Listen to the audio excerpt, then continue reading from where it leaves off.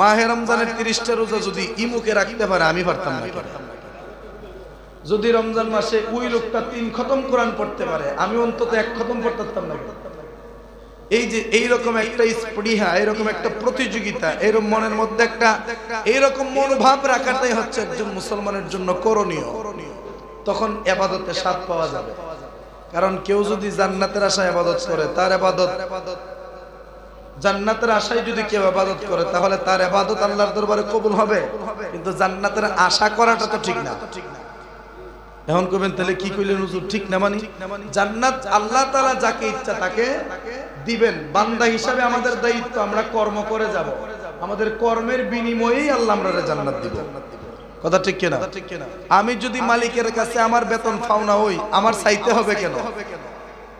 মালিক তো উজ্জামাকে দিবে, কারণ আমি প্রাপ্য এটা। কথা ঠিক কিনা?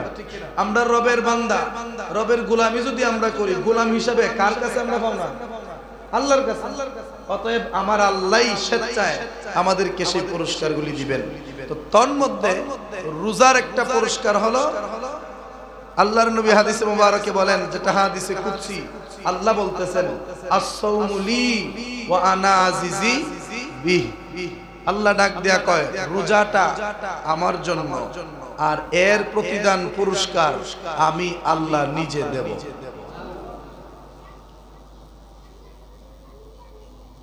বিভিন্ন ইবাদতের ব্যাপারে তাদের ফজিলতের কথা বর্ণনা করতে গিয়ে হাদিসে সরাসরি বলে দেওয়া হয়েছে। যেমন as-সালাতু মিফতাহুল জান্নাহ, নামাজ বেহেশতের চাবি। তারপরে বিভিন্ন ইবাদতের মধ্যে আল্লাহ তাআলা আলাদা আলাদাভাবে পুরস্কারের ঘোষণা করে দিয়েছেন। কিন্তু রোজার পুরস্কারটা এতই বড় যে আল্লাহ নাম উল্লেখ না করে বলতেছে, যে পুরস্কারটা দেওয়ার আমি আল্লাহ নিজের হাতে তোরারে দিমু। সুবহানাল্লাহ কইতেন না? তার মানে মুট করে দিব, যাওই দি আল্লাহ। আল্লাহর দেওয়া পুরস্কার ছোট না বড়? সুবহানাল্লাহ কইতেন না? আল্লাহর দ্বারা আমরা যদ্দূর চাই, আল্লাহ যদি উদ্দূর দিত তে আমরা ধ্বংস হয়ে যেতাম। কারণ আমরা বান্দা, চাওয়াটা কম। আমরা বান্দার চাওয়া কম, কিন্তু আল্লাহ তো জানে বান্দার লাগবে কোথায়। কথা ঠিক কিনা? অনেকে কয় আল্লাহ যদি আমার একটা বাড়ি ঘর বানাইবার তৌফিক দিতা। অন্তরেন আল্লাহ আমাদের তৌফিক দিল বাড়ি ঘর বানাইবার। বাড়ি ঘর বানাইলেন, কিন্তু বাড়ি ঘর বানানোর পরে আপনি অভাবে ফিরে গেলেন। এই বাড়ি ঘর দেখতে হবে, বৌজিবুতলা তো ঘরের ভিতরে হইলে মরণ লাগবো। কিন্তু আপনি মনে করছেন বাড়ি ঘর হইলে আমার আর কোনো কিছুর অভাব নাই, থাকবে না, আমার আর কোনো কিছুর অভাব থাকবে না। ভাঙ্গা টিন ভাঙ্গা বেড়ার মধ্যে থাকতে আমার ভালো লাগে না। একটা ঘর হয়ে গেলে আমার আর কিছু লাগতো না। আল্লাহ তুমি আমার একটা ঘর বানাইবার তৌফিক দাও। আল্লাহ তো যা ওই দোয়াটা কবুল করলাম। ঘর বানায় ওনা শেষ, হাত পকেট ব্যাংক ট্যাঙ্ক সব খালি, জীবুত লয়া ঘর তো বিখ্যাত নামছে। কথা ঠিক কিনা? এই জন্য আল্লাহ বান্দারে তোরা চাস আমার কাছে উদ্দুরে যদি তোরা দিতাম তাহলে তোরা ধ্বংস হয়ে যাইতি। কিন্তু আমি আল্লাহর কাছে তোরা যাস, মানে চাস যদ্দুর, যতটুকু আমার কাছে তোরা কামনা করাস এর চেয়ে কয়েক গুণ বেশি আমি আল্লাহ তোদেরকে দেই। তাহলে এই যদি হয় সাধারণ আমলের অবস্থা, তাহলে রোজার ব্যাপারে আল্লাহ বলছেন এটার পুরস্কার আমি নিজে দেব। এবার চিন্তা করেন এই রোজার পুরস্কারটা কতটা বড় হতে পারে। সুবহানাল্লাহ বলতেন না? এক বলদ, মানুষ কইলে ভুল হইব, এই বলদে কইতেছে রোজা রাইখা আপনি যে সারাটা দিন উপবাস থাকলেন, এই উপবাসের নাম কি? রোজা। সারাদিন যে উপাস থাকলেন, পেটের যে হজমের যে কিরাগুলি ফুকাগুলি, এগুলা যে সারাটা দিন কোনো খাবার না পায়া কষ্ট পাইলো, এই ফুকার জবাব আপনি কেমনে দিবেন? রোজা মানে উপাস তাহানি কামিয়া। রোজা মানে সৌম, সৌম মানে বিরত থাকা। বিরত থাকা কি থেকে? সুদ থেকে বিরত থাকা, ঘুষ থেকে বিরত থাকা, জেনাবি বিচার থেকে বিরত থাকা, অযথা কথাবার্তা থেকে, খাবার থেকে বিরত থাকার কথা। তার মানে তুমি রোজা রাখবা ঠিক আছে, সেহরি খাই আবার খাও, কোনো সমস্যা নাই। ইফতারের সময় ইফতার করো, সেহরির সময় সেহরি করো, মাঝখানের সময়টা যা ইচ্ছা তা খাও। তবে শর্ত হলো সুদ ঘুষ হারাম কাজে যাও না, তাহলে তোমার রোজা হইব। নাউজুবিল্লাহ কইতেন না? কিন্তু হাদিস কি বলে, কোরআন কি বলে? যে সুবহে সাদিক থেকে একদম গুরুবিশ শামস সূর্য ডুবা পর্যন্ত, তুলুইশ শামসির থেকে গুরুবিশ শামস পর্যন্ত, সূর্য ওঠা থেকে সূর্য ডুবা পর্যন্ত মাঝখানের সময়টা, এই মাঝখানের সময়টাতে খানা থেকে, বিবি থেকে, সুদ থেকে, ঘুষ থেকে, হারাম থেকে, আড্ডা থেকে, সমস্ত হারাম কাজ থেকে, এমনকি বৈধ অনেক কাজ আছে যে কাজগুলি থেকে বিরত থাকার নাম হচ্ছে রোজা। এর মধ্যে খাবারের কথাটাও আছে যে সারাদিন কিচ্ছু খাওয়া যাবে না। আর এই বলদে কয় যে ভাত খেলে কোনো সমস্যা নাই, নাউজুবিল্লাহ কইতেন না। আবার আমরা সাধারণ মানুষের মধ্যে এমন কিছু মুফতি সাহেব আছি আমরা, যারা এখন মোটামুটি মাশাআল্লাহ অনেক সতর্ক, কারণ এখন ওয়াজ মাহফিল তো বেশি হয়, মোবাইলে ওয়াজ আছে, সব মিলে মানুষ শুনতে শুনতে এই বিষয়ে যথেষ্ট আইডিয়া হয়ে গেছে। কিন্তু একটা সময়ে মানুষ অত্যন্ত সরল সোজা ছিল, তখন তাদের ফতোয়া ছিল এরকম যে রোজা রাইখা উক্কা টানলে রোজা ভাঙতো না, কারণ এটা তো খাই না, এটা মুহ নেই আর সারি নেই আর সারি। কথা ঠিক না? ঠিক না? ইসলামটা অনেক সহজ যদি আপনি মেনে নিতে পারেন, ইসলামটা অনেক কঠিন যদি আপনি ফাঁস কাটায়া চলতে চান। ইসলামের বিধান মতো যদি চলেন তাহলে একদম সহজ আপনার জন্য, কিন্তু যদি ক্ষণে ইসলাম মানেন ক্ষণে মানেন না, তাহলে বেমন বেরাসার মধ্যে পড়বেন, শেষ পর্যন্ত সমাধান খুঁজতে গেলে ইসলামে আসতে হবে। তাহলে এই রমজান মাসের রোজা খায়া না না খায়া, জোরে কোন খাবো সুবহে সাদেকের আগে ভোর রাতে, এবং সেটা আমরা ভঙ্গ করব বা আবার পুনরায় খাবো সূর্য ডুবার পরে। সূর্য ডুবার আরেকটা জিনিস মাথায় রাখেন, অনেক সময় ইফতারের সময় হয়ে যায়, ইফতারের সময় হওয়ার পরে অনেক মানুষ ইফতার করার জন্য পাগল হয়ে যায়। আবার অনেক মানুষ আছে আমরা এইরকম বলি যে 5-10 মিনিট অপেক্ষা কইরা খাইলেও তো কোনো সমস্যা নাই। কিন্তু নবী বলেন, উম্মত রে, ও আমার উম্মত, ইহুদির মধ্যে, খ্রিস্টানের মধ্যে আর মুসলমানের মধ্যে পার্থক্যের বিষয় হচ্ছে সাহরি আর ইফতার। কারণ ইহুদিরা যখন রোজা রাখে তখন ইহুদিরা সাহরি করে না, যখন ইহুদিরা ইফতার করে তখন ইহুদিরা সঠিক সময়ে ইফতার করে না, কিছু মিনিট পিছায়া ইফতার করে। উম্মত রে, ইহুদি আর খ্রিস্টানের মধ্যে যদি তোমরা পার্থক্য সৃষ্টি করতে চাও তাহলে তোমরা ইফতার করবা যত তাড়াতাড়ি সম্ভব। মানে সময় হয়ে গেছে যে 1 মিনিট পরে খাই না, যদি দেখেন সব দিক দিয়ে সময় ঠিক আছে, মোবাইলের ঠিক, গড়িতে ঠিক, সবকিছুতে ঠিক, সাথে সাথে ইফতার করেন, এটা নবীর সুন্নাহ। দেরিতে করা যাবে সমস্যা নাই, কিন্তু দেরিতে করলে ওই যে রাসূলের যে হাদিস, খ্রিস্টানদের থেকে তোমরা আলাদাভাবে চলো, এটা আর মিল থাকলো না। এই জন্য সময় হয়েছে, দেরি নাই, খেজুর মুখী দিয়ে ইফতার করে ফেলেন। বান্দার জন্য, রোজাদার বান্দা যারা, তাদের জন্য দুইটা আনন্দের মুহূর্ত।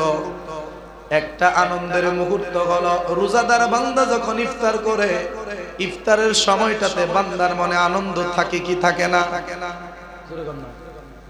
ইফতারের সময় বান্দার মনের মধ্যে আনন্দ থাকে, আর কতক্ষণ পরে সময়টা হবে, আর সারা দিনের উপবাসটা আমি ভঙ্গ করব, আমি কখন ইফতার গ্রহণ করব, এই রকম মনের মধ্যে একটা আনন্দের ভাব থাকে। কিন্তু আমরা এমন রোজাদার হয়ে গেছি যে সারা দিন ভালোভাবে চলছি, ইফতারের আগে যত দরবার, ঠিক কিনা, যত দরবার সারা দিনের সব জমায়েত হইছি ইফতারের আগ মুহূর্তের লাগিয়া। আচ্ছা কোন সেই কোন জায়গায় ইফতারি বন্টন করার জন্য কি কিছু মানুষ নিয়োজিত আছে কিনা? যারা ইফতারের আয়োজন করে তারা তো নিজেদের পক্ষ থেকে ইফতারের মানে স্বেচ্ছাসেবক যারা, তাদেরকে রেডি করে রাখে।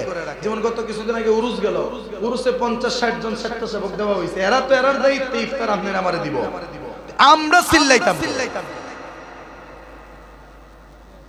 এতেই বোঝা যায় আমরা রোজা কোন কোয়ালিটির রোজা।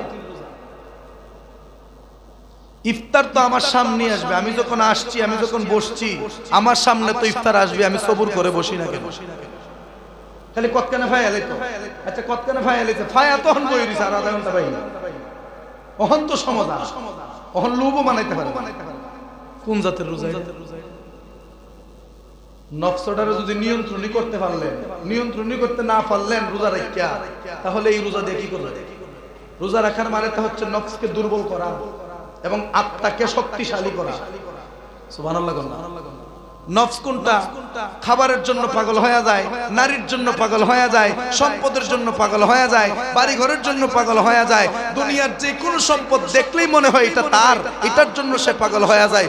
ওই নফসটাকে দুর্বল করার অন্যতম মাধ্যম হচ্ছে রমজানের রোজা।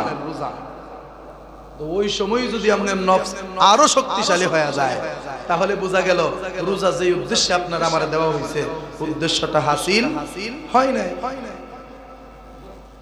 বাবার আমার হযরতে আবু হুরায়রা রাদিয়াল্লাহু তাআলা আনহু থেকে বর্ণিত বুখারী শরীফের প্রথম খণ্ডের 255 নম্বর পৃষ্ঠার 1863 নম্বর হাদিস এবং মুসলিম মিশকাত শরীফের 173 নম্বর পৃষ্ঠার হাদিস। আল্লাহর নবী রাহমাতুল লিল আলামিন ডাক দেয়া বলেন, ওরে আমার উম্মত শুনো, যেই ব্যক্তি ঈমানের সাথে এবং সওয়াবের আশায়, যেই ব্যক্তি ঈমানের সাথে সওয়াবের আশায় রমজান মাসের রোজা রাখে, আমার আল্লাহ তাআলা রমজান মাসের রোজার বরকতে ওই বান্দার পূর্বের 1 বছরের গুনাহ মাফ করে দেয়। কিসের মাধ্যমে? জোরে কর না, দুর্বল হয়ে গেছেন গা এই বাচ্চারা। এই আল্লাহর নবী কই, যারা ঈমানের সাথে সওয়াবের আশায় রমজানের রোজাগুলি পালন করবে, আল্লাহ তাআলা রমজানের রোজাগুলির বদৌলতে তার 1 বছর মানে বিগত 1 বছর, গত রমজান থেকে রমজান পর্যন্ত পুরো 1 বছরের গুনাহ আল্লাহ তাআলা ক্ষমা করে দিবেন। তারপরে নবী বলেন, আর যেই ব্যক্তি ঈমানের অবস্থায় সওয়াব অর্জনের আশায় রমজানের রাতে ইবাদত করে, তার পূর্বের সকল গুনাহ মাফ করে দেওয়া হয়। সুবহানাল্লাহ। রমজান মাসে যারা সওয়াবের আশায় ঈমানের সাথে, কিসের সাথে? ঈমানের সাথে, তার মানে ঈমান থাকা লাগবে, ঈমান থাকতে হবে। ঈমানটারে মজবুত করে তারপরে সওয়াবের আশায় যদি আপনি রমজান মাসের রাতের বেলাতে আপনি ইবাদতে কাটান, তাহলে আপনার পূর্বের সারা জীবনের সকল গুনাহগুলি আল্লাহ ক্ষমা করে দিবে। তারপরে নবী বলেন, ওয়ামান কামা লাইলাতুল কদরি ঈমানাও ওয়া ইহতিসাবান গুফিরা লাহু মা তাকাদ্দামা মিন যামবিহি। নবী ডাক দেয়া বলেন, আর যেই ব্যক্তি ঈমান অবস্থায় সওয়াবের আশায় লাইলাতুল কদরের রাতে ইবাদত করে কাটাবে, লাইলাতুল কদরের একটা মাত্র রাতে ইবাদত করার কারণে পূর্বের সকল গুনাহগুলি ক্ষমা করে দেওয়া হয়। তাইলে সব বরকত কোন মাসে? রমজান মাসে। সুবহানাল্লাহ। সব বরকত কোন মাসে? রমজান মাসে। রমজান মাসের রোজা যদি কেউ ঈমানের সাথে এবং সওয়াবের আশায় রাখে, তাহলে পূর্বের 1 বছর বা পূর্বের সকল গুনাহ ক্ষমা করে দেওয়া হবে। রমজান মাসের রাত্রগুলিতে যদি বান্দা ইবাদতে কাটায় সওয়াবের আশায় ঈমান অবস্থায়, তাহলে ওই বান্দার পূর্বের সকল গুনাহ ক্ষমা করে দেওয়া হবে। আর রমজান মাসের লাইলাতুল কদরে যদি সারাটা রাত্র আল্লাহর ইবাদতে কাটায়, আল্লাহর ইবাদতে কাটায়, তবে ঈমান অবস্থায় সওয়াবের আশায় হতে হবে। তাহলে আল্লাহ তাআলা তার বিগত দিনের সমস্ত গুনাহগুলি আল্লাহ ক্ষমা করে দিবেন। অতএব জীবনের গুনাহ যদি ক্ষমা পাইতে চায়, মাহে রমজানের রোজা আমাদেরকে রাখতে হবে। জীবনের সমস্ত গুনাহ যদি ক্ষমা পাইতে চায়, রমজানের রাত্রগুলিতে আমরা ইবাদত করতে হবে। বিগত দিনে ক্ষমা যদি আমরা পাইতে চাই, রমজানের লাইলাতুল কদরের রাত্রে আল্লাহর ইবাদত করতে হবে।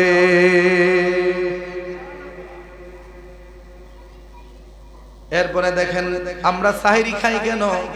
সাহিরি না খাইলে তো হইতো, সাহিরি না খাইয়া যদি আমরা রাত 12টার সময় একবারে খাবার দাবার খাই, অনেকে তো আমরা 12টা 1টাই প্রতিদিনই ঘুমাই, ঠিক না? 12টা 1টাই প্রতিদিনই আমরা ঘুমাই। 12টার সময় যদি খাবার খাইয়া ঘুমাইয়া যাইতাম, ফজর পর্যন্ত বালা কইরা 1 করোট ঘুমাইয়া যাইতো। ফজর নামাজ পড়ে দিলাম, শেষ। কিন্তু ফজরের 1 ঘন্টা আগে উঠতে খাইতে হবে কেন?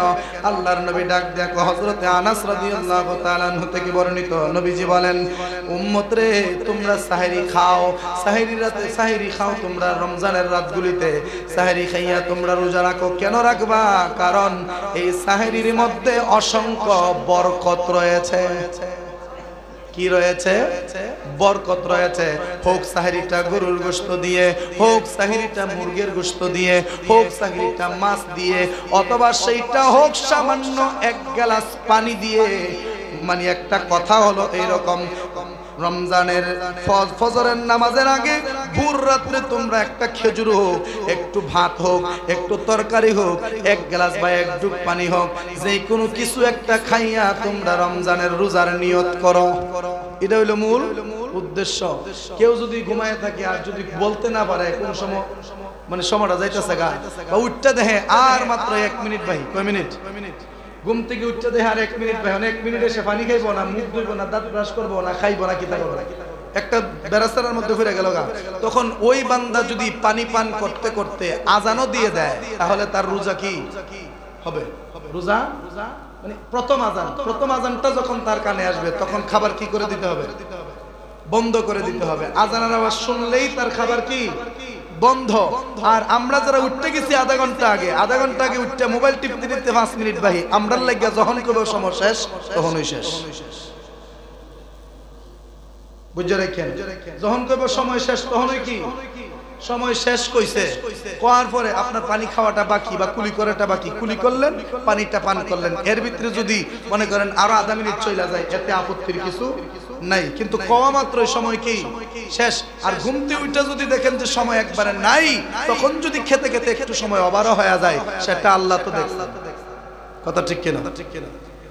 এবার আসেন, অনেকে আমরা রোজা রাখা অবস্থায় বমি আসে কিনা? আসে না? অনেক সময় রোজা রাখা অবস্থায় বমি আসে। তো মাসালা হলো, যদি রোজা রাখা অবস্থায় মুখ ভরে বমি আসে তাহলে ওই বান্দার রোজাটা ভেঙে যাবে, ওই বান্দার রোজা ভেঙে যাবে। তবে আইতিব কুদ্দুর একটু না মুখ বইরা যদি কোনো বান্দার বমি আসে তাহলে তার রোজাটা ভেঙে যাবে। পরবর্তী সময়ে বান্দা একটা রোজা রাখলেই তার কাজা আদায় হয়ে যাবে। কিন্তু যদি বমি করার পর আপনি যদি মনে করেন যে রোজাটা তো ভাঙ্গেই গেছে, এখন ভাত খাইলে তো সমস্যা নাই, কথা ঠিক না?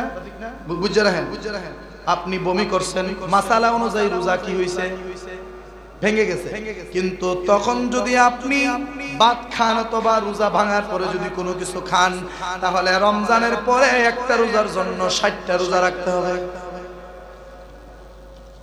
বুঝছেন না কথাটা? কথাটা একটু অন্যরকম, যে বাংসে তা খাইতাম না, আর খাইলে 60টা রহম লাগতো। তাহলে শোনেন, যদি বান্দা মুখ ভরে বমি আসে, অনেকের বমি এসে বের হয়ে যায়, অনেকের বমি গলা পর্যন্ত আইসা আবার ভিতরে চলে যায়। বান্দার বমি আসুক বা না আসুক, যদি গলার ভিতরে চলে আসে বান্দার রোজা ভঙ্গ হয়ে যাবে।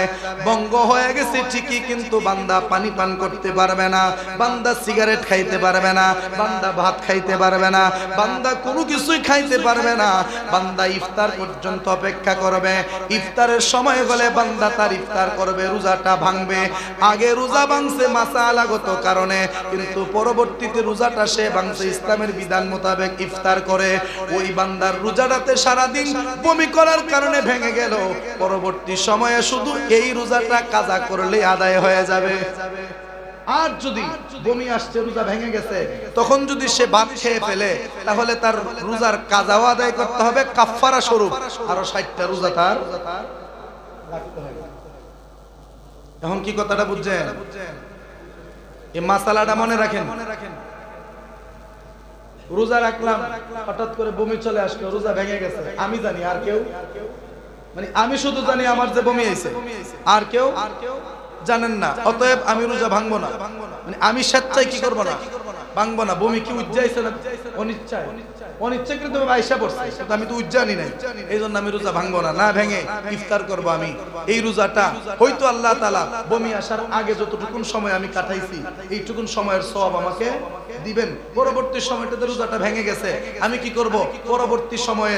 পরবর্তী যে কোনো সময়ে সারা বছরের ভিতরে আমি এই একটা রোজার কাজা আদায় করে ফেলবো। শুধু একটা রাখলেই তার ওই রোজাটা আদায় হয়ে যাবে। আর স্বেচ্ছায় যদি কেউ খাবার খায় তাহলে রোজা কাজা করতে হবে, আবার টাকা পয়সা কাফারা দিতে হবে। তার জন্য 60টা রোজা। কয়টা রোজা? এটা কি সম্ভব? আমার মা বোন যারা, মা বোনদের প্রতি মাসের নির্দিষ্ট সময়ে যে তাদের কিছু ওয়াক্ত নামাজ কি যায়, ছুটে যায়, কিছু ওয়াক্ত নামাজ তাদের ছুটে যায়, ওই নামাজের কাজা তো তাদের আদায় করতে হয় না। কিন্তু রমজান মাসে মাঘে রমজানের রোজা যদি কোনো মহিলার কোনো কারণে ছুটে যায়, তাহলে যতটা রোজা ভাঙা হয়েছে ততটা রোজাই পরবর্তী সময়ে রাখতে হবে। কেন হবে জানেন? আল্লাহ রোজা ও মা বোনদের জন্য মাফ করে দিতেন। এই আজকে তো ফির হইতেছে, এই তোমরা এই সরাবড়ি মিলন কাইডের সরাব রোজায় কি তোমরা ধরছেন?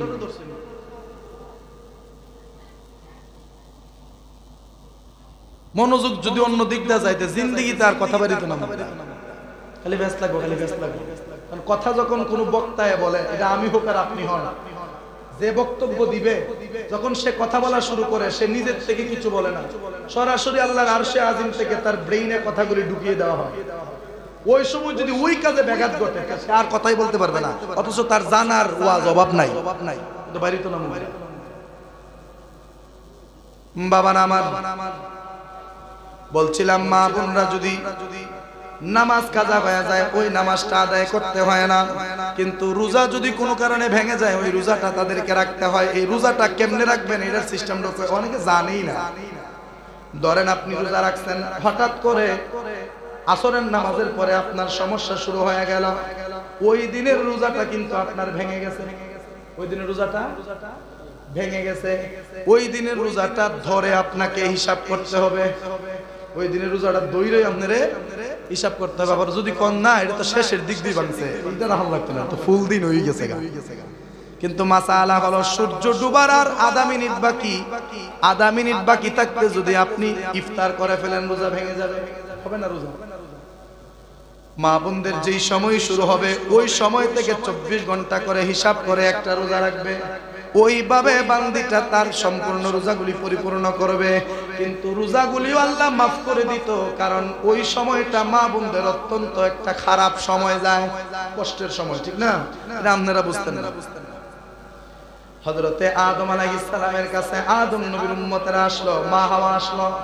আয়েশা ডাক দিয়া কয়, আদম, ও আল্লাহর নবী আদম, আমরা যেমন এমন সমস্যা শুরু হয়ে গেল, এখন আমরা কি করব? আদম নবী আল্লাহরে ডাক দিয়ে কয়, আল্লাহ, তোমার বান্দীদের তো এমন এমন সমস্যা শুরু হয়ে গেল, আল্লাহ তাদের জন্য বিধানটা কি হতে পারে? আমার আল্লাহ ডাক দিয়ে কয়, আদম, তাদেরকে বলে দাও, যদি ওই রকম অবস্থাতে তারা মানে তারা যদি ওই অবস্থার মধ্যে পড়ে যায়, তাহলে যতদিন তারা নাপাক থাকবে ততদিনের জন্য নামাজ মাফ করে দিলাম। নামাজ কি করে দিলাম? মাফ করে দিলাম। আদম নবী বলে দিলেন যে ওই অবস্থায় তোমাদের নামাজ মাফ। কিন্তু পরবর্তী সময়ে দেখা গেল রমজান মাসে বান্দীদের ওই রকম সমস্যা হওয়া শুরু করে দিল। আদম নবী আর আল্লাহর কাছে চাওয়ার অপেক্ষা করে নাই, না চাইয়া নিজে থেকেই কয়া দিছে যে আল্লাহ যেহেতু নামাজ ওই অবস্থায় মাফ করছে, রোজাটাও কি করে দিছে? মাফ করে দিছে। এই জন্য আদম ডাক দিয়া কয়, যদি কোনো মহিলারা নাপাক থাকে ওই অবস্থায় তাদের জন্য রমজানের রোজাও রাখা যাবে না। আমার আল্লাহ সাথে সাথে ওহী নাজিল কইরা আদম রে ডাক দিয়া কয়, আদম, আমার কাছ থেকে ফয়সালা না নিয়া তুমি নিজে নিজের ফয়সালা দেওয়ার কারণে আমি খুব কষ্ট পেয়েছি রে আদম। এই জন্য তুমি বলছো রাখতে হবে না, আমি বলে দিলাম রোজাগুলি আবার রাখতে হবে। তুমি পণ্ডিতিরা কল লাগে রে, সুবহানাল্লাহ কইতেন না? এই জন্যই তাদের রাখা লাগে না, আল্লাহ এটাও তাদের জন্য মাফ করে দিতেন। সুবহানাল্লাহ। বাবার আমার, অনেক সময় রোজা রাখা অবস্থায় ইনজেকশন দেওয়ার প্রয়োজন হয়, হয় কিনা? একাধারে বললে অনেক সময় লাগবে, একাধারে না বলে আমি আলাদা আলাদা করে আপনাদেরকে একটু কথা শোনায়া দেই। রমজান মাসের রোজা রাখা অবস্থায় যদি ইনজেকশন নেওয়ার প্রয়োজন হয়, আপনি ইনজেকশন নিতে পারবেন, রোজা ভাঙবে না। কিন্তু শর্ত হলো ওই ইনজেকশনটা হতে হবে রোগের ইনজেকশন। কিসের? রোগের। অনেক ইনজেকশন আছে এরকম, ড্রাগস আছে না? যদি ইনজেকশন নিলে রোজা ভাঙতো না, তাহলে ইনজেকশনের ভিতরে কি ভরছি এটা কি আর কেউ জানে? এই জন্য ইডো ব্যাংকে কয়ে দেয়, এমন কিছু ইনজেকশন আছে যে ইনজেকশন একবার পুশ করলে 48 ঘন্টা না খেয়ে থাকতে পারবেন, পেটে ভুক লাগতো না। ওই রকম ইনজেকশন দিলে রোজা ভেঙে যাবে। আর যদি এমন কোন রোগ হইছে যেই রোগের কারণে আপনাকে ইনজেকশন দিতেই হবে বা স্যালাইন আপনাকে দিতেই হবে, খাওয়ার স্যালাইন যদি না হয়, পেট ভরার ইনজেকশন যদি না হয়, তাহলে ওই সমস্ত ইনজেকশন স্যালাইন রোজা রাখা অবস্থায় জায়েজ, রোজা ভাঙবে না। সুবহানাল্লাহ। মাসালাগুলি মনে রাখবেন বাবারা আমার। এই রমজান মাসে উযু করতে গেলে খুব সাবধান। শয়তান তো আমাদের প্রধান দুশমন, শয়তান আমাদের প্রকাশ্য দুশমন। ওই শয়তানের হাত থেকে নিজের রোজাকে যদি বাঁচাতে চান তাহলে গোসলের সময় সাবধান, রোজার উযু করার সময় সাবধান। কেন সাবধান? কারণ রোজাদার বান্দা যখন গোসল করতে যায় মনের মধ্যে এমন একটা ভাব উদয় হয়, লস না একটু ফুসকিনি হাত রায়া লই, কি লই, হাত রায়া লই, সাঁতার দিয়া লই। মন্ডারে জিগাই কিরে তুই কি সাঁতার দিতে চাস? রোজাটা রাখছো, সাঁতারটা দিলে শরীরটা ভাত লইব। সাঁতার দিতে গিয়ে দেহে ভালোই লাগে, আধা ঘন্টার সময় পুকুরের মধ্যে কাটাইয়া ফেলছে, আধা ঘন্টার ভিতরে কি নাকে কানে দিয়া পানি ভিতরে যায় নাই? হ্যাঁ, রোজা ভেঙে যাবে। ছোটবেলা তো দুষ্ট আসলাম না বালা আসলাম, আপনারা তো জানেন, আপনারা রাত তুমি বড়ইছি। ছোটবেলায় যখন ফুসকিনির বেশি সময় রোজা রাখা কাটাইতাম, তবে আমি বুঝে হওয়ার পর থেকে রোজা রাখি। মনে রাখবেন, যত গরিব অ্যালার্ম দেন না কেন, মোবাইলে যতই অ্যালার্ম দেন না কেন, ওই অ্যালার্মে 70-80% মানুষের ঘুম ভাঙ্গে না। 80% মানুষের ঘুম ভাঙ্গে না। ভাঙ্গে কিছু জানেন? মায়ের ডাকে। কার ডাকে? জোরে কোন, কার ডাকে? মায়ের ডাকে। নিজের মা ঘরে আছে মানে আমার কোনো চিন্তা নাই, ফৈত্তাবাল আমারে ডাক দিব। কথা ঠিক কিনা কন না? এই জন্য মায়ের ডাকটা তারাই মিস করে যারা মা সংসারে নাই। ওই মা বাবাই সন্তানের জন্য প্রথম শিক্ষক। আমার মা আমার কইতো পুত্রে পানিতে বেশিক্ষণ থাকলে রোজা ভেঙে দিব, তখন তো আর বুঝতাম না কেলিকে ভেঙে দিব, বেশিক্ষণ থাকলে ভেঙে দেবো। পশমের গুড়ি দিয়ে পানি ঢুকে রোজা ভেঙে যায়, অথচ পশমের গুড়ি দিয়ে পানি ঢুকলে রোজা ভাঙে না, বরং পানিটা যখন নাকে কানে দিয়ে ঢুকে যায়। আর গোসল দিতে গেলে যে কোনো সময় তো ঢুকে যাইতেই পারে, কথা ঠিক কিনা? এই জন্য গোসল দিয়ে উঠতে যেতে হইব। ওযু করার সময় যখন মুখে পানি দিবেন অত্যন্ত সতর্ক, যখন নাকে পানি দিবেন অত্যন্ত সতর্ক। কারণ কান বলেন, নাক বলেন, গলা বলেন, মুখ বলেন, সবগুলার কানেকশন কিন্তু এক জায়গায় গিয়া শেষ হইছে, যেটা হইলো গলা। যেটা কি? কানে দা পানি ঢুকলে গলায় যায়, নাকে দা পানি ঢুকলে গলায় যায়, মুখে দা কিছু দিলে গলায় যায়। যখন নাক বন্ধের ড্রপ আপনারা নাকে দেন, এটা গিয়ে গলা জাংরা লাগেনি, তার মানে গলায় যায়। তার মানে নাকে কোনো কিছু ঢুকলে রোজা ভেঙে যাবে, কান দিয়া কোনো কিছু ঢুকলে রোজা ভেঙে যাবে, মুখ দিয়া কোনো কিছু ঢুকলে রোজা ভেঙে যাবে। এই জন্য উযু করার সময় যখন কুলি করবেন পানি মুখের মধ্যে নিবেন, ঠিক আছে। আগের মতো বড় করে কুলি করার দরকার নাই, আগের মতো গড়গড়া। রমজান মাসে রোজা রাখা অবস্থায় গড়গড়া করা নিষিদ্ধ। গড়গড়া করা কি নিষিদ্ধ? শুধু কুলি করবেন, তবে বেশি ভিতরে নেওয়ার প্রয়োজন নাই। সামান্যভাবে কুলিটা করে আপনি মুখটা ভিজিয়ে নেবেন। তবে অনেক সময় কুলি যখন আমরা করি মুখের ভিতরে পানি অবশিষ্ট থাকে, ওই পানিটা গিলে ফেললেও রোজাটা ভেঙে যাবে। অনেক সময় কুলি করে যখন মুখ পানি রয়েছে ঠান্ডা ঠান্ডা ভাত গিল্লা লাইলে গলাটা একটু আরাম হয়ে লাগে। মুখের সব কুলি পানি আপনাকে বের করে ফেলতে হবে। কিন্তু আমরা সারা বছর যে এরকম অসচেতন থাকি, রমজান মাসে অসচেতন থাকি। এই জন্য অনেক বান্দাদের রোজা অনেক সময় যে ভেঙে গেছে, বান্দার নিজেরই খবর থাকে না। এই জন্য একটু খেয়াল করে আপনারা চলবেন। সময়টা অনেক লম্বা হয়ে যাচ্ছে বাবা, আমি আমার কথাকে শেষ করে দেব। রমজান মাসের আপনার কিছু আদব রক্ষা করে চলতে হবে। যে আদবগুলো যদি রক্ষা না করেন, সারা দিন উপবাস থাকলেন ঠিকই, রোজা হইল ঠিকই, কিন্তু এই রোজা দিয়ে আল্লাহ সন্তুষ্টি অর্জন। কথাটা বুঝেন? সারা দিন উপবাস থাকলেন ঠিকই, কিছু কিছু কাজ আছে, এই কাজগুলি যদি রোজা রাখা অবস্থায় করেন, তাহলে রোজা রাখা দিয়া আল্লাহর কোনো ফায়দা বা আপনার জন্য রবের পক্ষ থেকে কোনো ফায়দা আসবে না, বরং সারা দিন দিয়ে উপবাস থাকলেন, এর জন্য শরীরের যে উপকার হওয়ার কথা সেটা হবে। আখিরাতের ফায়দা আপনি পাইতেন না কোন কোন কাজগুলো থেকে বিরত না হইলে। এক নাম্বার, নিজের চক্ষু দুইটাকে সংযত না করলে।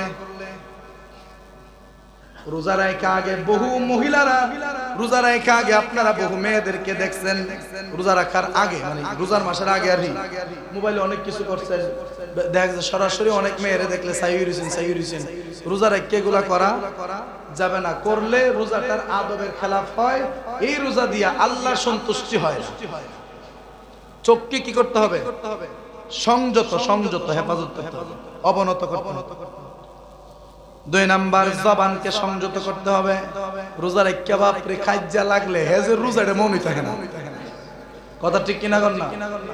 রোজা যে হেবেটা রাখছে এটা তার মনই নাই। ওমা রোজা রাখে যে এরকম আবুলি কুবুলি বাইরি তো মুখদা রোজা রেখে তুই বাইরো, রোজায় তোমার কদ্দুর তাসির করছে দিক কালাইছি আমরা। রোজায় কদ্দুর তাসির করছে এটা বুঝা লাইছি মুখের ভাষা দিয়ে। 3 নাম্বার কানকে সংযত করতে হবে হারাম কিছু শোনা থেকে। চোখকে সংযত করতে হবে হারাম জিনিস দেখা থেকে। জবানকে সংযত করতে হবে হারাম কথা বলা থেকে। কানকে সংযত করতে হবে হারাম জিনিস শোনা থেকে। 4 নাম্বার বাকি সব অঙ্গ প্রত্যঙ্গকে হেফাজত করতে হবে। লজ্জাস্থান আছে আমাদের, আছে না? লজ্জাস্থানকে হেফাজত করতে হবে, আমাদের পাকেও হেফাজত করতে হবে। পা যদি খারাপ কাজের দিকে আগাতে চায় পাটাকে ভালো কাজের দিকে ধাবিত করতে হবে। কথা ঠিক কিনা? 5 নাম্বার ইফতারের সময় হালাল রিজিক দিয়ে ইফতার করতে হবে এবং সাহারির সময় হালাল রিজিক দিয়ে সাহারিটা ভক্ষণ করতে হবে। কত যে মাত্র কইছিলাম ওই আরেকবারের মুশকিল মাছ মাইরা সাইরি খাই। আবার ইফতারি দেখা যাব আলুর চপ লইছি 5টা, বেগুনি লইছি 5টা, কত হইলো? 10টা। একটা কি করছি খাপলা দামি আমার 10টা নিজে লই করছি, 11টা করে নিছি। আরে বুঝতেও দিছি 10টা নিলে তো এমনি একটা বোনাস হইতে, একটা নিলে তার সমস্যা নাই। এই যে তার না জানায়া একটা বেগুনি বা একটা আলুর চপ আপনি লইয়ে পড়ছেন, তো মনে করেন আপনার এই ইফতারিটা কি হারাম হারাম হারাম। আর যদি তারে কোন যে ভাই 10টা নিছি একটা তো তুই আমার এমনি দিতে পারছ, যদি কাচ্চা ভাই লই যান ভাই, তাইলে আপনার জন্য এটা জায়েজ, এটা আপনার উপরেও কোন, এটা আপনার জন্য হাদিয়া। রমজান মাসে এরপরে দেখেন 6 নাম্বার রোজা, এটা সবচেয়ে গুরুত্বপূর্ণ। এখানে যারা আছেন সবাই রোজাদার, কথা ঠিক না? এটা আপনাদের সবার জন্য গুরুত্বপূর্ণ। রোজা আমার কবুল হইছে কি হইছে না এইটা নিয়ে ভয়ের মধ্যে থাকা।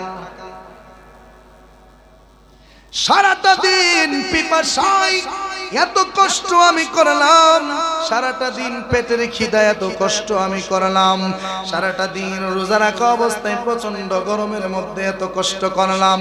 আমার রোজাটা কবুল হয়েছে কিনা, আমার রোজাটা কবুল হবে কিনা, আমার রোজাটা সহি শুদ্ধ হয়েছে কিনা, এই রকম ভয় নিয়ে সারাটা দিন অতিবাহিত করা।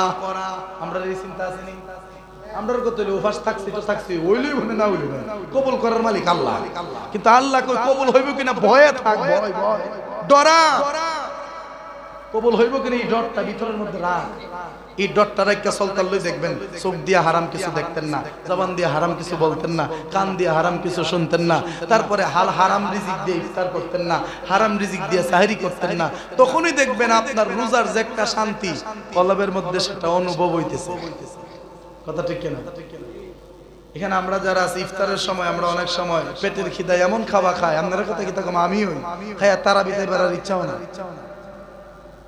কথা ঠিক কিনা? এমন খাওয়া আমরা খাই তারাবিতে বেড়ার ইচ্ছা না, কিন্তু এতটা খাওয়া স্বাস্থ্যের পক্ষে যেমন ক্ষতিকর, সব দিক দেয় বান্দার জন্য কি বেশি ঘুম ক্ষতিকর, বেশি খাওয়ান ক্ষতিকর, বেশি হাঁটা চলা ক্ষতিকর, বেশি পরিশ্রম ক্ষতিকর। এক কথায় অতিরিক্ত কোনো কিছুই ভালো না, এটা মাথায় রাখবেন সবসময়। বাবা আর রমজান মাসে তো আমরা আর কি কোন কাম আছে 2 মিনিটের দিক সেদিক করে রাখতে হবে। বাবারা আমার এই রমজান মাসে যখন বান্দাটা সারাটা দিন রোজা রাখে, সারাটা দিন রোজা রাখার কারণে ওই বান্দার মুখের মধ্যে একটা দুর্গন্ধের সৃষ্টি হয় কি হয় না? জোরে কোন, এটা লজ্জার বিষয় না। রোজা রাখা অবস্থায় যদি মুখে দুর্গন্ধ আসে এটা লজ্জার বিষয় না, কিন্তু রোজা না রাখলেও যদি মুখের ভিতরে দুর্গন্ধ থাকে এটা সবচেয়ে লজ্জার বিষয়। এটা ঠিক কিনা? কারণ বান্দাটা যখন রোজা রাখে সারাদিন সে কোনো খাবার খায় না, সারাদিন সে কোনো পানীয় পান করে না, সারাটা দিন মুখের ভিতরে কোনো কিছু না যাবার কারণে গলাটা শুকিয়ে যাবার কারণে, জিহ্বাটা শুকিয়ে যাবার কারণে সেহরির সময় যে খাবার খাইছিলেন ওই খাবারের একটা উষ্ণ বাষ্প মুখের ভিতরে তৈরি হয়, যেটার মাধ্যমে মুখের মধ্যে হালকা একটু দুর্গন্ধ থাকে। নবী ডাক দিয়া বলেন, রোজাদাররা রোজা রাখা অবস্থায় তাদের মুখের ভিতরে যে খারাপ দুর্গন্ধটা আসে, ওই দুর্গন্ধটা বান্দা তোমাদের কাছে যদিও খারাপ লাগতে পারে, কিন্তু এই দুর্গন্ধটা আমি আল্লাহর কাছে মেশক আম্বরের চাইতে সুঘ্রাণ লাগে। আরো জোরে কন্যা। এবার আসেন বাবা, রোজা যে আমরা রাখতেছি, রোজা আমরা রেখে হাসরের দিন উপকার করতে পারবো নি? ওই যে নবীজি বলেন, রোজা এবং কোরআন তেলাওয়াত হাসরের দিন বান্দার জন্য সুপারিশ করবে। সুবহানাল্লাহ। এই রমজান মাসে যে রোজা রাখতেছেন, রোজা সুপারিশ করবে। রমজান মাসে যে কোরআন তেলাওয়াত করতেছেন, কোরআন তেলাওয়াত আপনার জন্য সুপারিশ করবে। নবী বলেন, রোজা আমার আল্লাহর ডাক দিয়া বলবে, হে আমার আল্লাহ, যেই বান্দাটাকে তুমি আযাবে গ্রেফতার করেছো, ওই বান্দাটাকে আমি সারাটা দিন সমস্ত খাবার থেকে তারে দূরে রেখেছি। আমি রোজা তারে সারাটা দিন সমস্ত হারাম কাজ থেকে দূরে রেখেছি। আমি রোজা তারে সারাটা দিন তার আপন হালাল বিবির কাছ থেকেও দূরে রেখেছি। আল্লাহ আমাকে ভয় করে, আমি রোজাকে মায়া করে, ওই বান্দাটা সারাটা দিন ওই রকম পরিশ্রম করার কারণে আমি রোজার পক্ষে তার সুপারিশ তুমি কবুল করো। সুবহানাল্লাহ। কোরআন তেলাওয়াত, কোরআনুল কারীম আমার আল্লাহরে ডাক দিয়া বলবো, ও আমার আল্লাহ, আমি কোরআন তাকে সারাটা রাত্র ঘুমাইতে দেয় নাই। আমি কোরআন রমজান মাসের রাত্রের বেলা তারে ঘুমাইতে দেয় নাই। আমি রোজা রমজান, আমি কোরআন তেলাওয়াত এই রমজান মাসে রোজা রাখা অবস্থায় তোমার বান্দারে আজাইরা থাকতে দেয় নাই। আমাকে সে তেলাওয়াত করেছে, আমার সাথে ভালোবাসা রেখেছে। আল্লাহ গো, আমি কোরআন তোমার কাছে তোমার ওই রোজাদার বান্দার জন্য দোয়া করি। আল্লাহ, আমি কোরআনের সুপারিশে তোমার বান্দাটারে তুমি মাফ কইরা দাও। নবী ডাক দিয়া বলেন, নবী ডাক দিয়া বলেন, ফাশাফিনি ফিহি ফায়ুশাফান। নবী ডাক দিয়া বলেন, রোজা এবং কোরআনের সুপারিশ আমার আল্লাহ হাসরের দিন কবুল করে নিবে।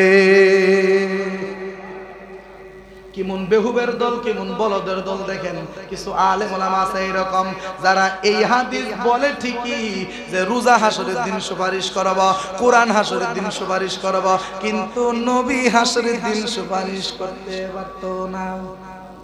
এটা বলদ না? কোরআন সুপারিশ করব, নবী কয় আল্লাহ কবুল করব। রোজা সুপারিশ করব, নবী কয় আল্লাহ কবুল করব। আর হাদিসে নবী কয় আমি হব সবচেয়ে বড় সুপারিশকারী। সুবহানাল্লাহ। কন্যা ছোট ছোট সুপারিশ অনেকেই করবে, কিন্তু সব সুপারিশের মূল আমি নবী। বাবা কথা শেষের দিকে আমার আল্লাহর নবী রাহমাতুল লিল আলামিন ডাক দিয়া বলে, এই রোজাদারদের জন্য স্পেশাল পুরস্কার হলো আমার আল্লাহ তাআলা জান্নাত বানাইছেন 8টা। ওই 8টা জান্নাতের মধ্যে একটা দরজার নাম হচ্ছে রাইয়ান। নাম কি? রাইয়ান। নবী ডাক দিয়া বলেন, ফিল জান্নাতি সামানিয়াতু আবওয়াব মিনহা বাবুন ইউসাম্মা রাইয়ান ওয়া লা ইয়াদখুলুহু ইল্লা সাইমুন। মুত্তাফাকুন আলাইহি। বুখারী মুসলিমের হাদিসে নবী ডাক দিয়া বলেন, আমার আল্লাহ জান্নাত আবার বানাইছেন 8টা। ওই 8টা জান্নাতের মধ্যে জান্নাতের একটা দরজার নাম হচ্ছে রাইয়ান। ওই রাইয়ান নামক দরজা দিয়ে অন্য কোনো বান্দা ঢুকতে পারবে না। ওই রাইয়ান নামক দরজা দিয়া যারা ঢুকবে তারা হবে একমাত্র রোজাদার। তার মানে রোজাদারদের জায়গা কোথায় লেখা আছে? জান্নাতের দরজায়। সুবহানাল্লাহ। রোজাদারদের নাম লেখা আছে জান্নাতের দরজায়। অতএব রোজা রাখা জাহান্নামে যাবেন এইটা কখনো ভাইবেন না, রোজা রাখা জান্নাতে যাবেন এটাই হচ্ছে আমাদের আশা। কথা ঠিক কিনা? কিন্তু রোজা রাখা জান্নাতে যেন যাওয়া যায় ওই রকম রোজার দরকার আছে না নাই? এরপরে দেখেন নবীজি ডাক দেয়া বলেন, আমার উম্মত শোনো, যদি তোমরা কয়েকজন মানুষ একত্র হওয়ার পরে দেখা যায় ওইখানে এমনি যেই কথাটার দরকার নাই ওই রকম কথা সেখানে শুরু হয়ে গেছে, মানে অশ্লীল কথাবার্তা শুরু হয়ে গেছে, অযথা আজাইরা কথাবার্তা, আজাইরা তর্ক বিতর্ক শুরু হয়ে গেছে, তোমাকে যদি ওই তর্ক বিতর্কে শরীক হওয়ার জন্য বলা হয় তখন তুমি বলো আনা সাইমুন, আনা সাইমুন, আনা সাইমুন। আমাকে তোমরা এগুলাতে ঢাইকো না, কারণ আমি রোজাদার, আমি রোজাদার, আমি রোজাদার। যদি কেউ তোমাকে রমজান মাসে দিনের বেলা খাবার দেয় খাওয়া, তখন তুমি কইবা না সায়েম, আমি রোজাদার। এতে তোমার রোজার কোনো ক্ষতি হবে না, বরং তুমি যে রোজা রাখছো ওই বান্দাটারে তুমি বুঝাইয়া দিলা। সুবহানাল্লাহ। অনেক সময় আমরা ভাবি যদি কই যে আমি রোজা রাখছি একটা অহংকারের ভিতরে আয়া পড়ে না, এইরকমটা চিন্তা করবেন না। অহংকার ভিতরে আসবে কেন? আপনি রোজা রেখেছেন সেটা বলতে তো কোনো আপত্তি নাই। যারা রোজা রাখছে না তারা শিক্ষা হোক যে ওই বান্দাটা রোজা রাখছে। কথা ঠিক কিনা? এবার আসেন শেষ কথা আমার, আল্লাহর নবী রাহমাতুল লিল আলামিন ডাক দিয়া বলেন, আমার উম্মত শোনো, মুআজ ইবনে জাবাল রাদিয়াল্লাহু তাআলা আনহু থেকে বর্ণিত, নবীজি ইরশাদ করেন, আমি কি তোমাদেরকে কল্যাণের মাধ্যম সমূহ সম্পর্কে অবগত করব না?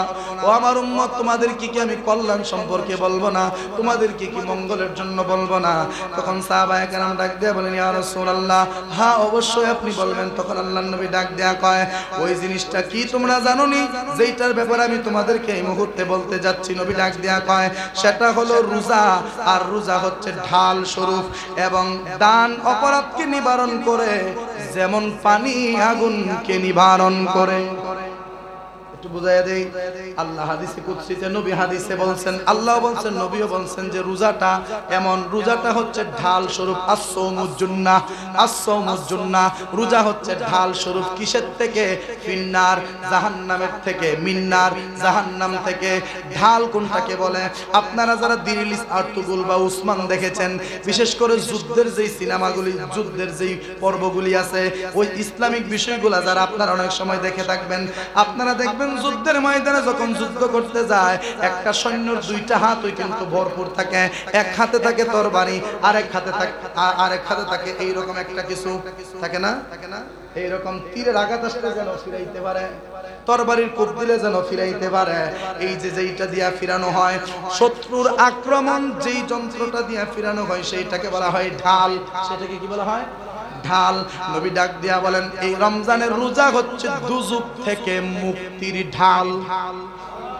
যখন ওই বান্দা দুজকের দিকে যাইতে থাকবে, ওই বান্দার আমলে যদি রোজা থাকে, ওই রোজা দুজকরে এমন ভাবে প্রতিহত করবে যে আমার আল্লাহ কইব যে ওই বান্দাটারে জাহান্নামে দিস না, জান্নাতে ঢুকাইয়া দে। সুবহানাল্লাহ কইতেন না? এরপরে রমজানের যে দান সদকা, এই রমজানের দান সদকাটা অত্যন্ত বরকতের। অত্যন্ত কি বরকতের। রমজান মাসে যত বেশি দিয়ন যায়, দেখেন নবীজি কয়, ওয়াসসাদাকাতু ইউতফিউল খাতিয়াতা কামা ইউতফিউল মাউন নার।